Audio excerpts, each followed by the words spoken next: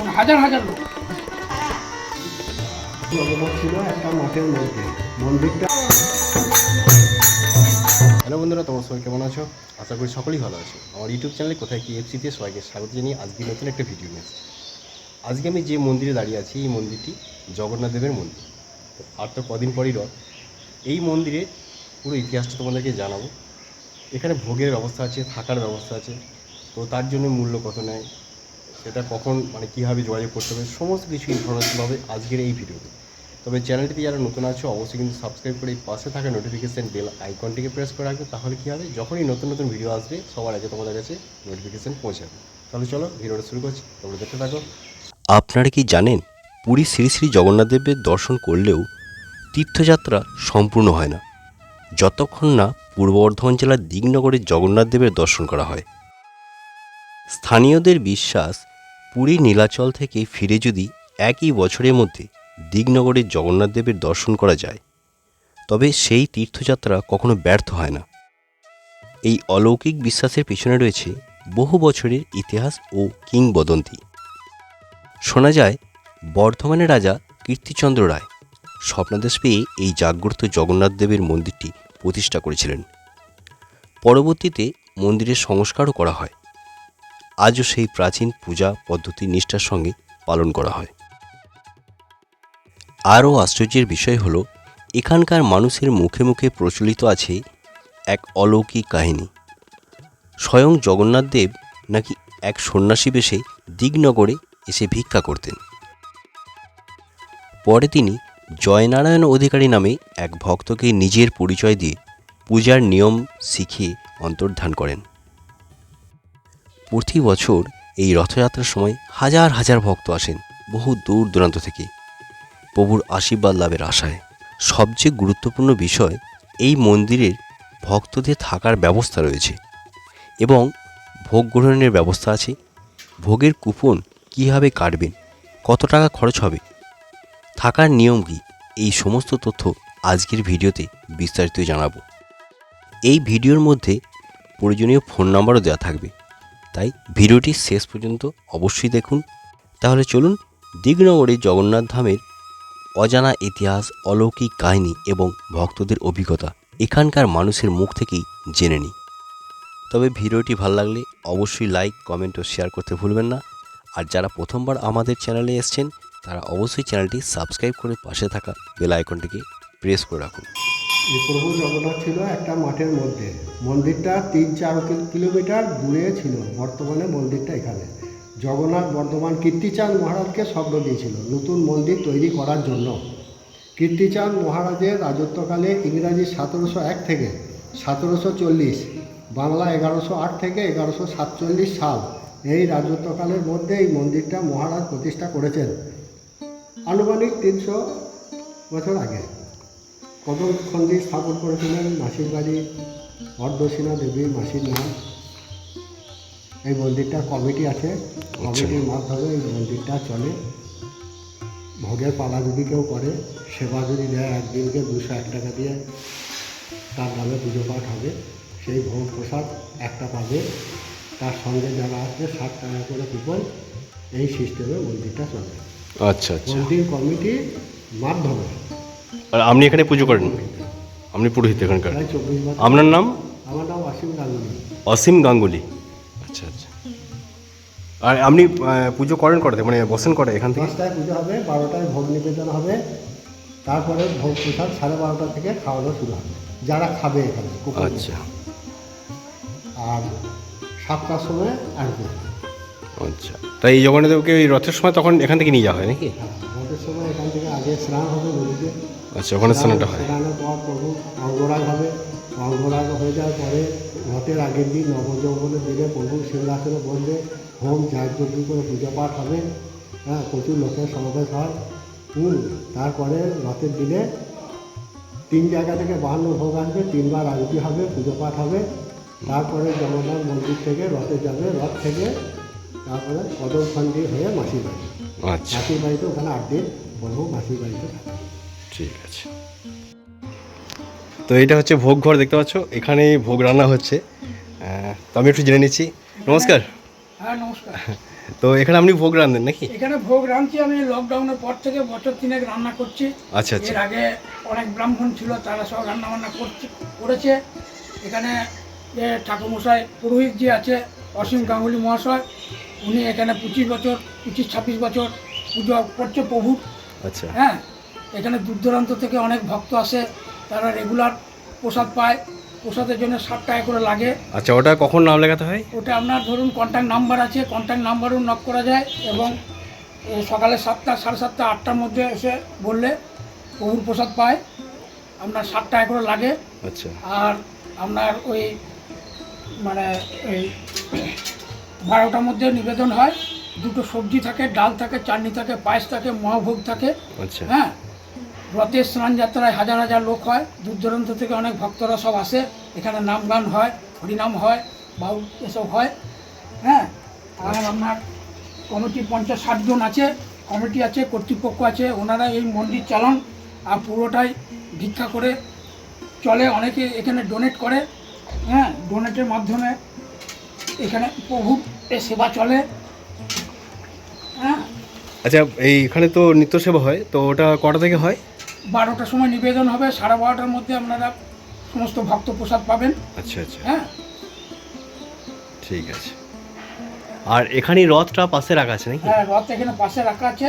নবযৌবন হবে, প্রভুর আবার নতুন করে নবযৌবন হয়, তারপর সেই দিন অনেক লোকজন খায়। ওটা কখন হয়?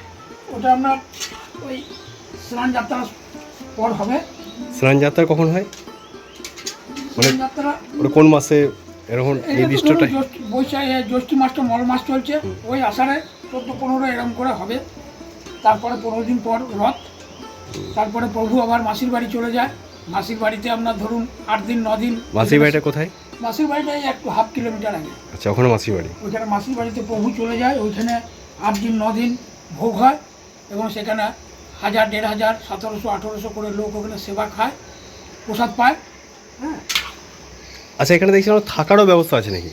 থাকা বলতে ধরুন এখানে খুব ভিড়ভাট্টা হলে তখন যারা এই হরিনাম টরিনাম করতে আসে, বাউল কবিগান এসব করতে হলে তারা রাত্রিতে থাকে। আচ্ছা আচ্ছা। আর এটা বর্ধমানের মহারাজা যে ছিলেন কীর্তিরাজ মহারাজ, উনি আজকে প্রায় 600-700 বছর আগে প্রতিষ্ঠা করে গেছেন। সেই সূত্র ধরি এখনও এই ইয়েটা চলে আসছে। আচ্ছা। হ্যাঁ, এখানে অনেক ব্যক্তিরা আসে, তারা এই রং টং করে দেয়। তারপর কেউ যেহেতু বললো যে কিছু চেয়ার টেবিল লাগবে, পুরোটা মানে ডোনেটের ওপরে চলে একদম সেই। এবারে ধরুন কেউ যদি ডোনেট করতে চায় আর কি, তাহলে সেটা কিভাবে করা যায়? ওটা মানে এখানে তাকে আপনার ওই ইয়ে আছে, অনলাইন আছে, তারপরে কমিটির সঙ্গে কথা বলে আচ্ছা সেই আচ্ছা কমিটি তাকে রসিদ দেবে। হ্যাঁ, তাকে রসিদ দেবে, সেই রসিদের মাধ্যমে এখানে ডোনেট হয়। আচ্ছা, বলছি এই মন্দিরটার পিছনে যে একটা মন্দির রয়েছে, ওইটাই হচ্ছে আদি মন্দির। ওটাই আদি মন্দির? হ্যাঁ, ওইটাই ওই মহারাজ রাজা মহাশয় উনিই প্রতিষ্ঠা করেছিলেন। আচ্ছা, তখন উনি তারপরে প্রতিষ্ঠা করেছেন। এইটা আবার পুনরায় এই 2-3 বছর সরকার থেকে এটা ব্যবস্থা করেছে মন্দির। আচ্ছা আচ্ছা। তো রথে তো প্রচুর ধুম হয় শুনেছি এখানে। হ্যাঁ, রথে এখানে প্রচুর লোকজন, হাজার হাজার লোক, হাজার হাজার লোক। আর এই মানে অনেকটা বড় এরিয়া মাঠ রয়েছে এই পেছনটায়। হ্যাঁ হ্যাঁ, এখানে গিয়েই ইয়ে হয় নাকি, থামায় না এমনি গোটা গ্রামটা ঘোরানো হয়? না, গ্রামটা না, এখান থেকে 1-1.5 কিলোমিটার যায়, ওই হাটতলা বলে একটা জায়গা আছে, হ্যাঁ, হ্যাঁ, হ্যাঁ। কদমখণ্ডি। আচ্ছা সেই কদমখণ্ডিতে ওখানে রথ থাকে। তারপর প্রভুকে মাথায় করে চাপিয়ে নিয়ে মাসির বাড়িতে নিয়ে যায়। আচ্ছা তারপরে মাসির বাড়িতে 8 দিন 9 দিন থাকার পর তারপরে প্রভু আবার এখানে নতুন করে আচ্ছা। মন্দিরে এসে আবার, তারপর আবার উল্টো রথে ওখান থেকে আসে নাকি? হ্যাঁ, উল্টো রথে আবার আসবে। আচ্ছা আচ্ছা মানে বয়স্ক লোকদের বসার ব্যবস্থা আছে। আচ্ছা হ্যাঁ, চেয়ার টেবিলের ব্যবস্থা আছে। তারপরে কারো যদি কোনো অসুবিধা থাকে, বসতে অসুবিধা হয়, সে তার জন্য চেয়ার টেবিলের ব্যবস্থা আছে, সেখানে বসে প্রসাদ খাওয়া যায়। মানে বর্ষাকালেও কোনো অসুবিধা হবে না? বর্ষাকালেও অসুবিধা নাই এখানে। আর এই জায়গাটাতে খাওয়ানো হয় তাই তো? না না, ওইখানে ওই হল আচ্ছা, রুম আছে, আচ্ছা। ওখানে চলে যান, আপনি চলে যান। আচ্ছা, ওই সাইডে তো হল রুম আছে? হ্যাঁ। আচ্ছা, এখানে তাহলে এখন খাওয়ানো হয় না? না, এখানে 2-5টা লোক এলে হয়। আচ্ছা। বাকি ধরুন বেশি বেশি লোক এলে ওই আমাদের ভোজনালয় রয়েছে, আচ্ছা। ওই ভোজনালয়ে আপনার ওইখানে 100 লোক আরামসে বসে যাবে। হ্যাঁ, আর এই ওপরটা কি? ওপরটা পুকুর, ওখানে স্নান হয়। আচ্ছা, ওখানে স্নানটা জগন্নাথ হয়? দেবের স্নান হয়, স্নান যাত্রা। ওইখানে স্নান টান করিয়ে হ্যাঁ, তারপরে? ওইখানে স্নান হয় প্রভু। আচ্ছা, ঠিক আছে। এতক্ষণ তোমরা এই মন্দিরের সমস্ত কাহিনীটা শুনলে। এবারে পুজো হবে। মন্দিরে পুজো কটা থেকে হয়? 10টা থেকে। ইনি হচ্ছেন এখানকার পুরোহিত মশাই। ইনি 10টা থেকে পুজোয় বসবেন। একে একে ভক্তরা আসছে। আরেক ভক্ত দেখলাম উনি প্রসাদের ব্যবস্থা করছেন। এই জগন্নাথ দেবকে পুজো দিতে এসছেন। এই মন্দিরের ঠিক পিছনেই রয়েছে একটি শিব মন্দির। এটি হলো শিব মন্দির। আর এইদিকে দেখতে হবে দেয়ালে লেখা আছে, এইদিকে শিব মন্দির যেটা লেখা আছে। তো এখানেই নাম্বার দেওয়া আছে, কন্ট্যাক্ট নাম্বার তোমরা এখান থেকে পেয়ে যাবে। ভিডিওটা ভালো করে দেখে নেবে তোমরা। যারা ভোগ খেতে চাইছো, ভোগ খেতে ইচ্ছুক, এখানে হয়তো দূর থেকে আসবে, তারা এই নাম্বারে কন্ট্যাক্ট করে দেবে যে আমি এখানে গিয়ে আজই ভোগ খাবো। 3টে নাম্বার রয়েছে, রাতে থাকিবার বন্দোবস্ত আছে। তো এই নাম্বারে ফোন করে এখানে আসতে হবে। এবার অনেকেই বলবে যে দাদা আমি এই জগন্নাথ ধামে কীভাবে যাব? এটি হলো পশ্চিমবঙ্গের পূর্ব বর্ধমান জেলার দিগনগর। গ্রামটির নাম হচ্ছে দিগনগর। এই দিগনগরটা কোথায়?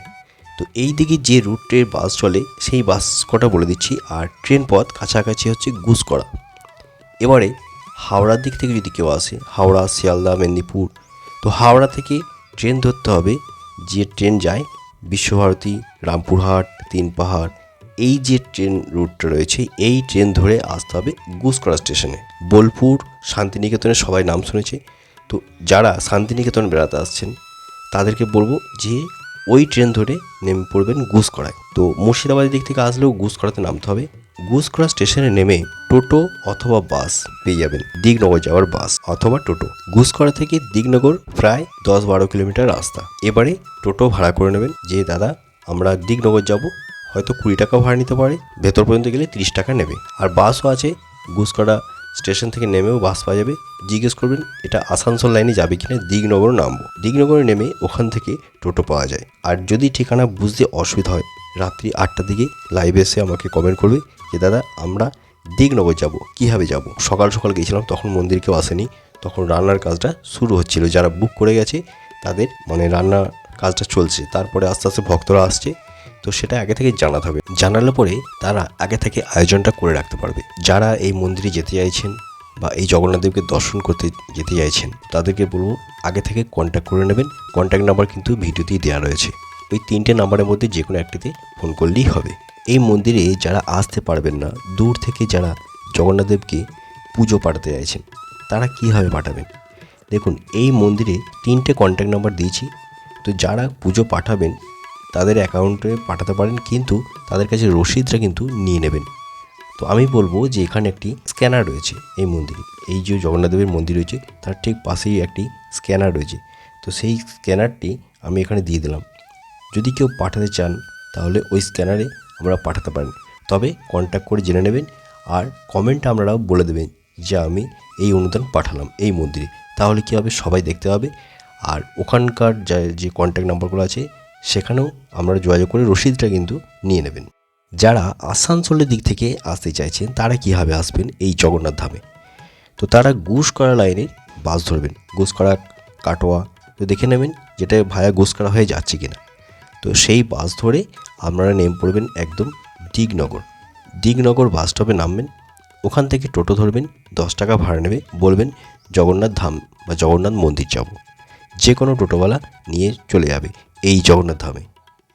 তো যদি বুঝতে অসুবিধা হয় লাইভে এসে আমাকে কমেন্ট করবেন। বারবার বলছি লাইভটা ফলো করবেন, তাহলে কি হবে আমি বুঝিয়ে বলতে পারবো যে আপনারা কীভাবে আসবেন এই মন্দির। এখানে ভোগের তো ব্যবস্থা রয়েছে, যদি কেউ ভোগ খেতে ইচ্ছুক হন তাহলে ফোন নম্বর দিয়ে দিচ্ছি, ওখান থেকে কন্ট্যাক্ট করে আপনারা বুক করে নেবেন, তাহলে আপনারা গিয়ে ভোগ খেতে পাবেন। আর দেখতে পাচ্ছ এখানকার স্থানীয়রা বাইরে থেকে এসছে, কিছু মানুষ তারা পুজো দিতে এসছে এখানে। তো যাই হোক, আজকের এই ভিডিও কেমন লাগলো অবশ্যই কিন্তু কমেন্ট বক্সে কমেন্ট করে জানাবে। যদি ভালো লাগে লাইক কমেন্ট ও শেয়ার করে দেবে।